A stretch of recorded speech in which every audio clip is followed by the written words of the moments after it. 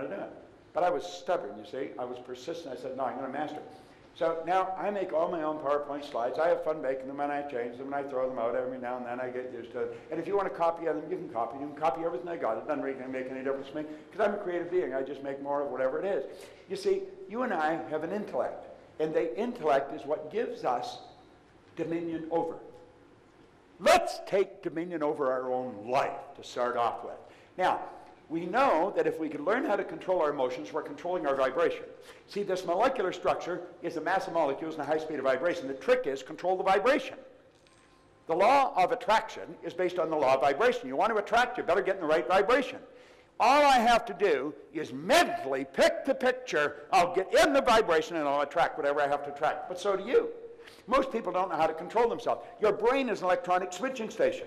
You can activate brain cells. Now, your brain isn't your mind, and your brain won't think. You think with your brain, but it won't think.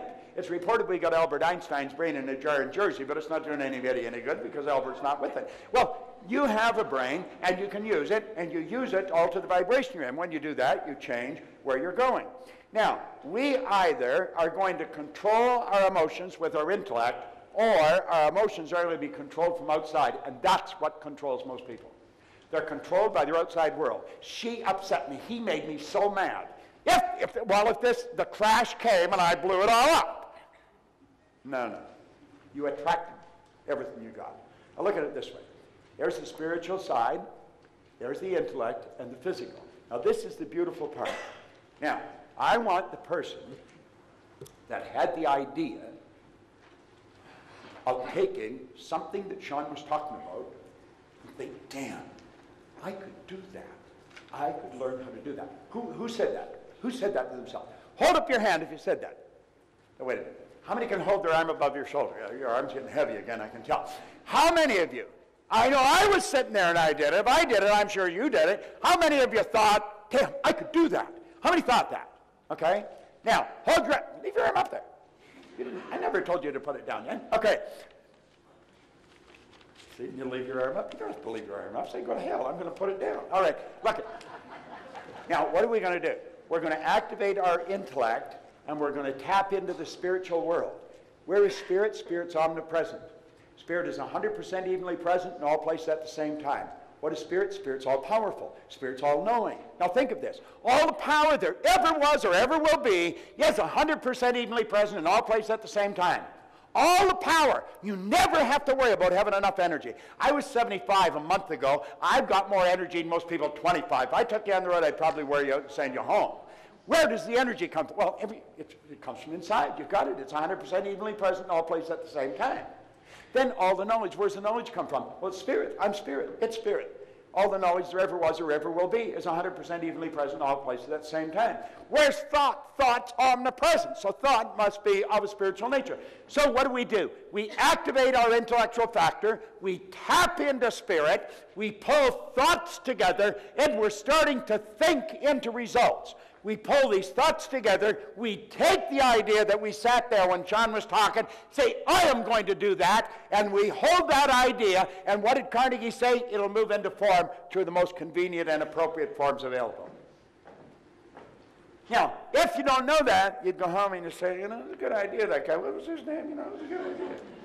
That was a good idea, you know. You should think about that sometime. Let me meet you down at the pub, we'll have a beer, and we'll talk about it.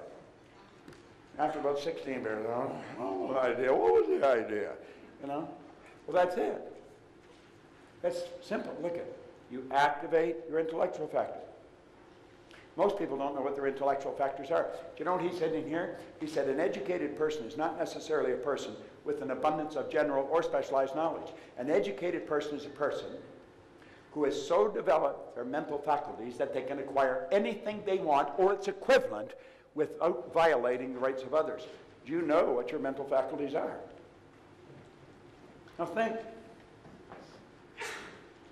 I quoted him on The Secret. Von Braun said, the natural laws of this universe are so precise that we don't have any difficulty building spaceships, we can send people to the moon, and we can time the landing with the precision of a fraction of a second. Now look at this. Two things you have to know if you're going to create wealth. You've got to know where you are, and you've got to know where you're going, and then you get off your duff, and you got to go there. We heard that for the last 2 or 3 hours here. Well, what's the deal? Well, you'd say, there's the deal there. You're going to have the goal. And maybe that's not what I'm doing. If I'm not making it happen, if I'm not earning the amount of money I earn, I don't think that's the problem at all. I think the problem's somewhere else. There's so many people stuck. Why are they stuck? It's not that they don't know what they want. They do know what they want. The problem is right here. That's where the problem is. And the problem is right there. It's paradigms. This is so basic and it's so misunderstood. So we have to know how to change this. How do we change it? We make a decision.